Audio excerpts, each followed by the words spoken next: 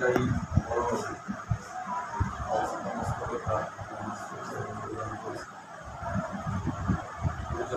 সম্মানীয়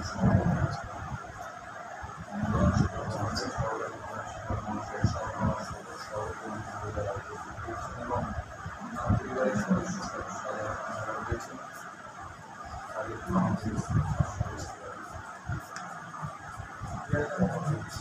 যদিও দীর্ঘকালব্যাপী না থাকলেও প্রায় 10 বছর সময় কাটালাম বিদ্যাঙ্গনে এবং একটা কথা বুঝতে পারছিলাম যে স্মৃতি যে কখনো মারা যায় না, স্মৃতি থেকেই যায়, নাড়াচাড়া দেয় মনে বারবার।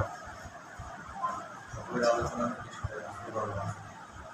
সত্যিকার বলতে কি এই সংক্ষিপ্ত সময়ে আমার কিছু কথা বলতে ইচ্ছা করে ওনার সম্পর্কে।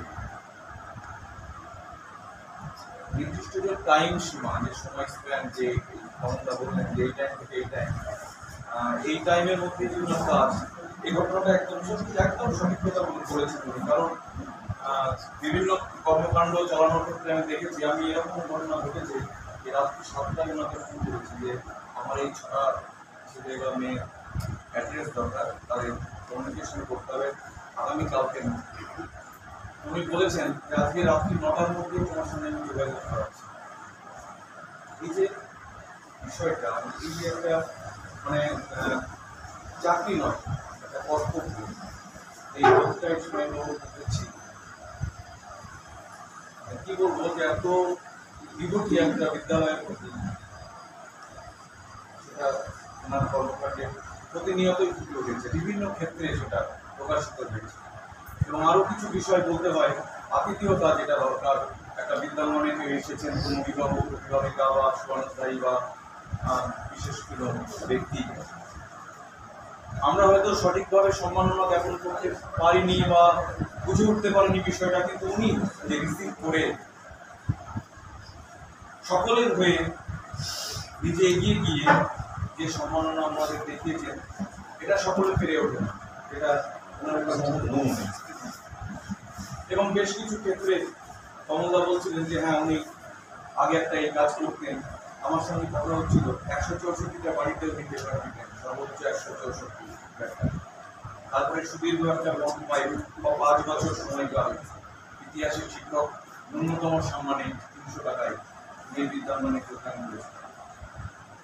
মানে সেখান থেকে ওনার এই যে কর্মজীবন, মানে তখন থেকেই হয়তো একটা আত্মিক একটা মেলবন্ধন ওনার তৈরি হয়েছিল, যেটা আজকে অটুট এবং অনেক গভীরে চলে গেছে। তাই সরকার বাহাদুরের যে নিয়ম রয়েছে, একটা নির্দিষ্ট বয়সের পর আমাদের সকলকে চলে যেতে হবে।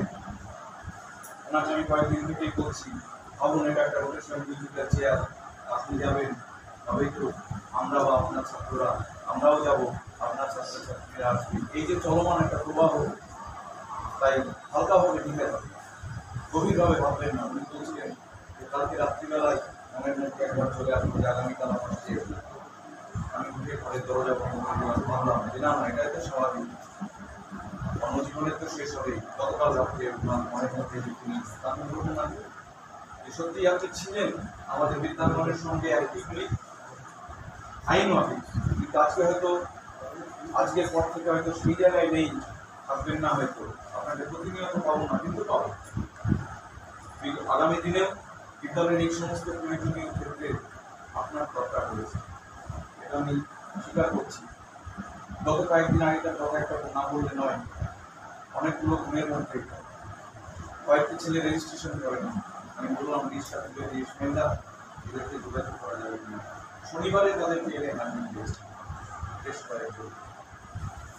এই যে একটা একটা কাজ করবার প্রতি যে নিষ্ঠা বা একটা দায়িত্ব বোধ, এটা কিন্তু সকলের মধ্যে হয় না, যেটা ওনার মধ্যে ছিল।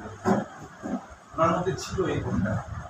আগামী দিনে নিশ্চয়ই এই দায়িত্ব এই কাজের সঙ্গে যারা বর্তমানে যুক্ত, আগামী দিনে দীর্ঘদিন ধরে কাজগুলো করে যাবেন, ওনারাও এই জায়গাগুলোকে ওনার কাছ থেকে এখনো যোগাযোগের মাধ্যমে গ্রহণ করবেন, শিখবেন।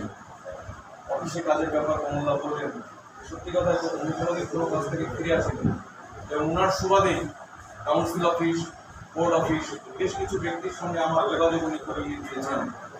বিগত কয়েকদিন থাকতে থাকতে বলতে যোগাযোগ তুমি এবার কথা বলো, তুমি কথা বলে আস্তে আস্তে শিখো। স্যার বলেছেন তুমি ক্লাসগুলোতে এখন আমি কথা বলি, কোনো তুমি ফোনটা লাগিয়ে দেন, লাগিয়ে দিয়ে বলেন যে স্যার আমাদের বাসায় কথা বলুন। এই যে একটা গুণ, সত্যি কথা বলতে কি এটা আন্তরিক যে ইচ্ছা, সেই ইচ্ছাটা না থাকলে হয়ে ওঠে না। শুধুমাত্র চাকরি করছি এই মানসিকতা থাকলে কখনোই এটা সম্ভব নয়, সেটা আমি ওনার মধ্যে দেখেছি। আর কর্মজীবনে চলার পথে হতে পারে কোনো সময় মনোমালিন্য, হতে পারে কোনো বিষয়ে কথাবার্তা, দাদা চাষে এটাই সব কিছুকে ভুলে যাবে। ছোট ভাই হিসাবে আমার যদি এরকম কোনো ঘটনা বিদ্যাঙ্গনের কারণ এরকম আপনি আঘাত পেয়ে থাকেন, সকলের পক্ষ থেকে আপনি আরো একটা ক্ষমা চেয়েছেন। আপনার মহান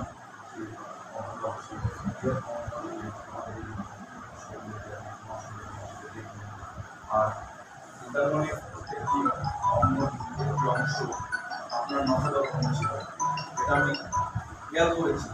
কোথায় কি হচ্ছে, কোথায় কি হচ্ছে না, কোথায় একটা ইট ভেঙে পড়লেও কিন্তু আপনি দেখেছেন। এটা আমি দেখেছি যে এটা কেবলমাত্র নিজের বাড়ি। অনেক সময় অনেকে বলে এটা কি তোমার পৈতৃক সম্পত্তি পেয়েছো?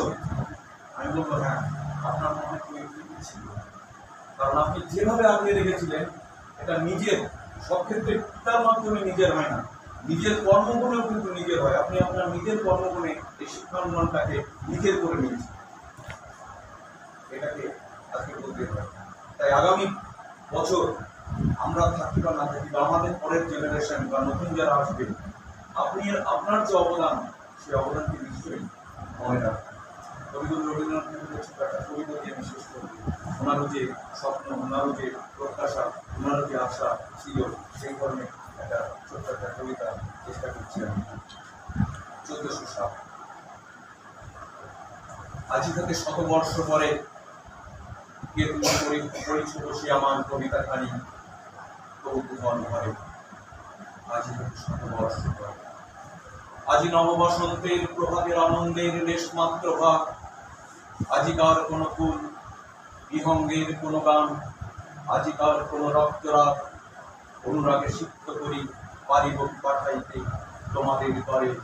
আজি হতে 100 বর্ষ পরে, তবে তুমি একবার খুলিয়া দক্ষিণ দ্বার, বসিবায়নে সুদূর দিগন্তে চাহি, কল্পনাই অবগাহী, ভেবে দেখো মনে একদিন 100 বর্ষ আগে। চঞ্চল পুলক রাশি কোন স্বর্গ হতে ভাসি, নিখিলের মর্মে আসি যাবে। নবীন ফাল্গুন দিন সকল বন্ধনহীন, উন্মত্ত অধীন উড়ায়ে চঞ্চল পাখা, পুষ্পরেণু গন্ধ মাখা দক্ষিণ সমীন। সহসা আসিয়া তরা রাঙায় দিয়েছে ধরা, যৌবনের রাগে তোমাদের 100 বর্ষ আগে। সেদিন বিধবা প্রাণে হৃদয় মগন গানে কবি এক জাগে, কত কথা পুষ্প প্রায় বিকশিত তুলিতে চায় কত অনুরাগে। একদিন 100 বর্ষ আগে, আজ 100 বর্ষ পরে এখনো করিছে গান সে কোন নতুন কবি তোমাদের ঘরে। আজিকার বসন্তে আনন্দ বিভাদন পাঠাইয়ে দিলাম তারপরে, আমার বসন্ত গান তোমার বসন্ত দিনে ধ্বনিত হোক ক্ষণতরে। হৃদয় স্পন্দনে তব ভ্রমর কুঞ্জনে নব পল্লব মহমরে। আজি হতে 100 বর্ষ পরে। নমস্কার, বিদায়ী।